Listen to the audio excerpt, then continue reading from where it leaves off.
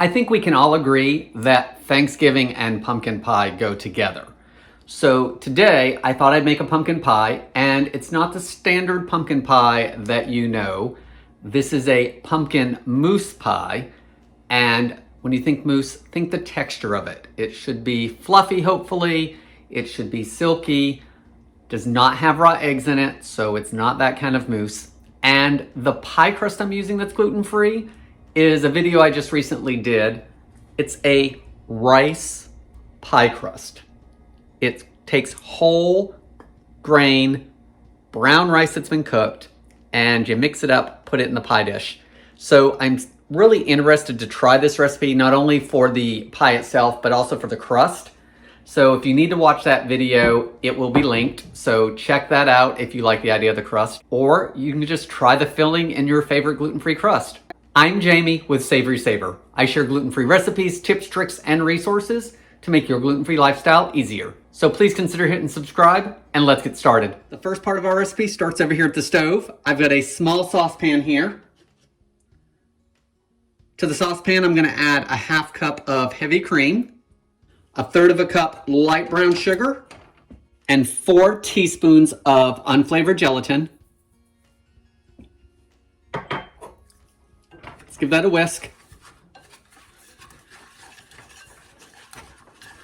Now I've turned my heat on to medium, and I want to whisk everything together, and I want to cook this to a simmer, and then we want to cook it just until the gelatin and the brown sugar dissolve, and then we'll remove it from the heat and let it cool. So let's give that just a minute or two to get it simmering. So our cream mixture starting to simmer. You can see small bubbles forming just around the edge.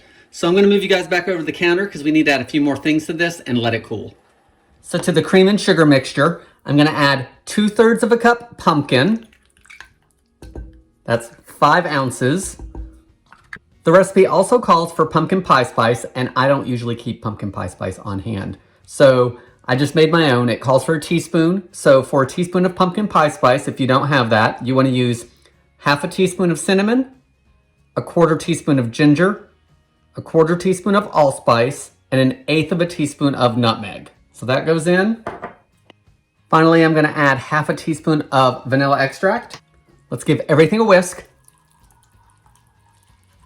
Now you need to let this cool completely, and since I'm trying to speed up the process for myself just a little bit, I'm going to transfer it out of this warm pan and into another bowl. So I'm going to do that, cool it off, and we'll move forward. So here's our filling that has cooled, and it's pretty solid now, so it's nice and cold. So now we need to finish this up and get it chilled so we can try it.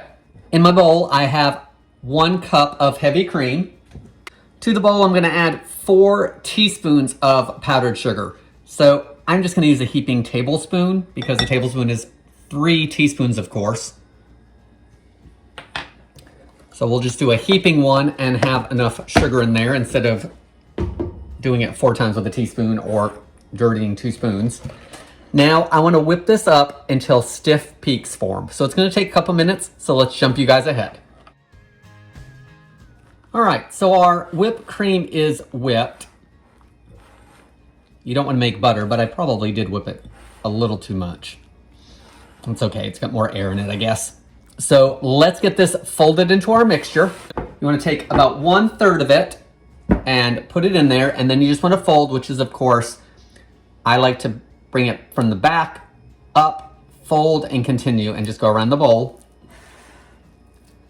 And the reason you want to do this part first is it's going to loosen up that pumpkin mixture and just start the process. So you want to fold it and continue to fold until pretty much all the streaks are gone and you don't see any whipped cream. And I turn the bowl every time too, about a 1/4 turn. That way there I can keep getting anything on the sides. Now let's fold in the remainder.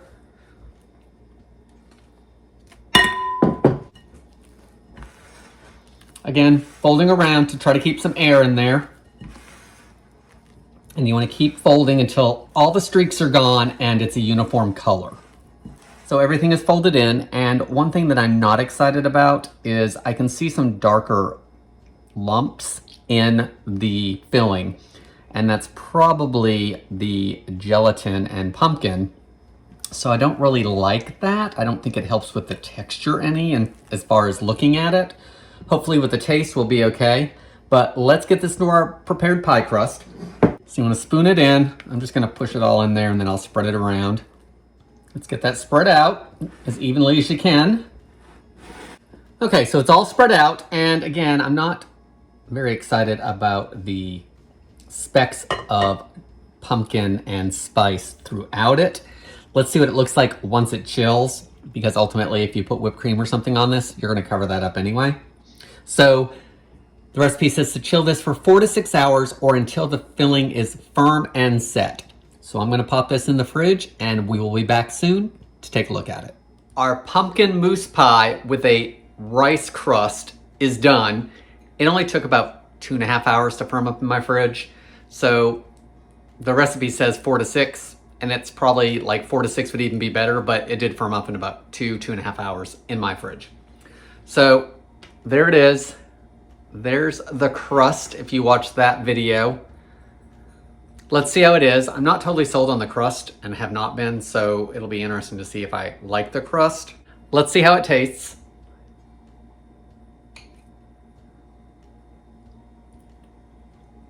So I like the pie itself. The texture is good.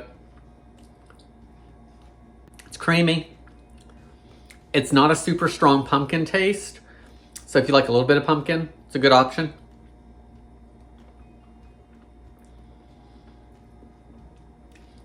I still don't like those dark flecks in it. That's not my favorite, but I can't tell that they're in there when I'm eating it, so that's good.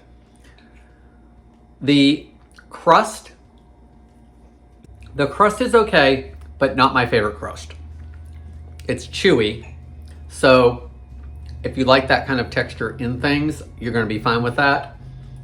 Taste-wise, it's not super flavorful. You definitely get the flavor from the pie, which with the pie, that's typically what you're looking for. I think this is an okay recipe. My favorite part is the pumpkin part with the whip. Not sold on the crust.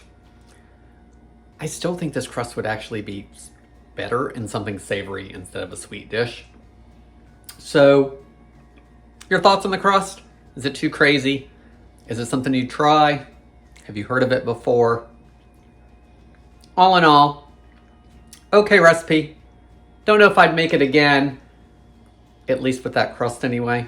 I think I might find another gluten-free crust to go with. But in any case, guys, that's all I have for today. Thank you so much for watching. Please leave any comments below, and I hope to see you in the next video.